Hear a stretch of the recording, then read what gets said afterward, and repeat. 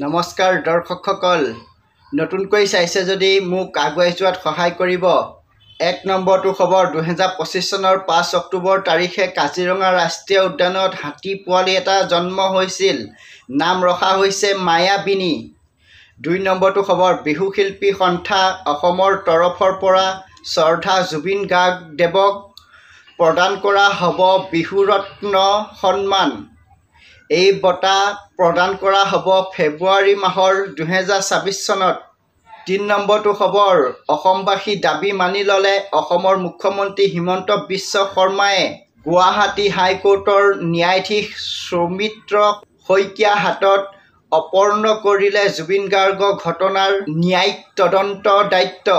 ৪ নম্বৰটো খবৰ জুবিন গাৰ্গৰ সহযোগী শিল্পী পাৰ্থ প্ৰতিম গোস্বামীৰ মন্তব্য। শেখৰজ্যোতি গোস্বামী ভাল মানুহ নাছিল, তাৰ পেট মন পচা আৰু আমাক শান্তিত থাকিব দিয়া নাছিল। আৰু সিদ্ধাৰ্থই যদি জুবিন গাৰ্গক মদৰ লগত বিষ দিছে, শেখৰে কথাটো গম পাইছিল, কিন্তু কাকো কিয় নক'লে? সেইকাৰণে সমান সমান দোষী দুয়োজন। গতিকে সিদ্ধাৰ্থ শৰ্মা যদি ফাঁচী হয়, তেনেহ'লে শেখৰজ্যোতি গোস্বামীৰো ফাঁচী হ'ব লাগিব। ৫ নম্বৰটো খবৰ জুবিন গাৰ্গৰ বাদ্যযন্ত্ৰী ৰাজা বৰুৱা মন্তব্য।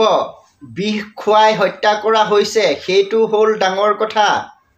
আৰু যিহেতু আমি ন্যায় বিচাৰিছোঁ, জুবিন গাৰ্গৰ ন্যায় পাবই লাগিব আৰু আমি তদন্তত সহায় কৰিবই লাগিব। ৬ নম্বৰটো খবৰ মুখ্যমন্ত্ৰী হিমন্ত বিশ্ব শৰ্মা ঘোষণা। অসমৰ ৰেচন কাৰ্ড থকা প্ৰতিটো পৰিয়াললৈ ভাল খবৰ। অহা ১ নৱেম্বৰৰ পৰা ৰেচন কাৰ্ডৰ বিনামূলীয়া চাউলৰ লগতে কম দামত নিমখ চেনি দাইল পাব। ৭ নম্বৰটো খবৰ পোহৰলৈ আহিছে আন এক চাঞ্চল্যকৰ তথ্য। ১.৫ বছৰত হঠাৎ ৰেহ-ৰূপ সলনি হৈছে শেখৰ আৰু সিদ্ধাৰ্থৰ। জুবিনৰ সংগীয়ে গমেই নাপাইছিল বেণ্ডৰ ভিতৰুৱা এইবোৰ কথা। ৮ নম্বৰটো খবৰ কণ্ঠশিল্পী শতাব্দী বৰাৰ মন্তব্য। এখন ৰেঞ্জাৰ চাইকেলেৰে আহিছিল জুবিনৰ ওচৰত কাম কৰিবলৈ। তাৰ পাছত বহুত সম্পত্তি কেনেকৈ হ'ল?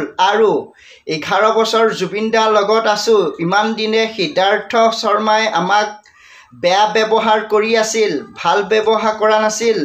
৯ নম্বৰটো খবৰ হিমন্ত বিশ্ব শৰ্মা ঘোষণা।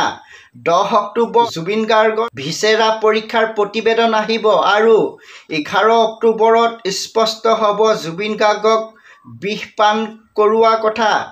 ১০ নম্বৰটো খবৰ ২৬ ছেপ্টেম্বৰতে ৮ প্ৰৱাসী অসমীয়াক জাননী জাৰি কৰিছিল অসম আৰক্ষীয়ে, কিন্তু তেওঁলোকে SITৰ সৈতে কোনো যোগাযোগ কৰা নাই। আৰু আজি ৬ অক্টোবৰ তাৰিখে ছিংগাপুৰৰ ৮ প্ৰৱাসী অসমীয়া CIDৰ কাৰ্যালয়ত হাজিৰ হ'ব লাগিব। ১১ নম্বৰটো খবৰ ৫ অক্টোবৰ তাৰিখে BTCত হাগ্ৰামা মহিলাৰী শপত গ্ৰহণ অনুষ্ঠানত ৫০,০০০ মানুহক খানা খোৱালে। সেই খানাত আছিল ৩ বিধ মাছ আৰু মাংস। ১২ নম্বৰটো খবৰ ৬ অক্টোবৰ আজি মুকলি কৰা হ'ব শ্ৰদ্ধাঞ্জলি আঁচনি। বহিঃ ৰাজ্যত কৰ্মৰত লোকৰ শোকাবহ ঘটনা হ'লে অসম চৰকাৰে দায়িত্ব ল'ব আৰু চৰকাৰে টোল ফ্ৰী নম্বৰ দিছে 112 আৰু অসম আৰক্ষীৰ বিশেষ বিভাগে সম্পূৰ্ণ ব্যৱস্থা গ্ৰহণ কৰিব। ১৩ নম্বৰটো খবৰ বিজেপি চৰকাৰ বিৰুদ্ধে ৰাজপথলৈ ওলাই আহিব হাজাৰ হাজাৰ লোক। ৬ জনগোষ্ঠী জনজাতিকৰণ দাবীৰে হ'ব এই আন্দোলন। ৬ জনগোষ্ঠী জনজাতিকৰণৰ দাবীক লৈ পুনৰ সৰব টাই আহোম ছাত্ৰ সন্থা। ১৪ নম্বৰটো খবৰ মন্ত্ৰী ৰঞ্জিত দাসৰ মন্তব্য। আগতে চেধা বনাই মই খাইছিলোঁ আৰু জুবিনকো খুৱাইছিলোঁ।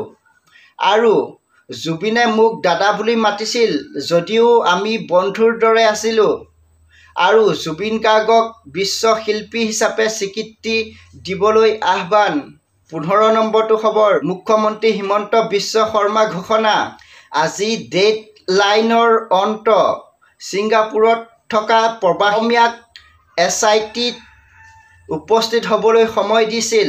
তদন্তত সহযোগ নকৰিলে প্ৰৱাসী অসমীয়াৰ ওপৰত চৰকাৰে কঠোৰ ব্যৱস্থা ল'ব। আজিলৈ বাতৰি ইমানেই আছিল আৰু ভালকৈ বনাবলৈ চেষ্টা কৰি আছোঁ। জয় আই অসম, জয় জুবিন দা।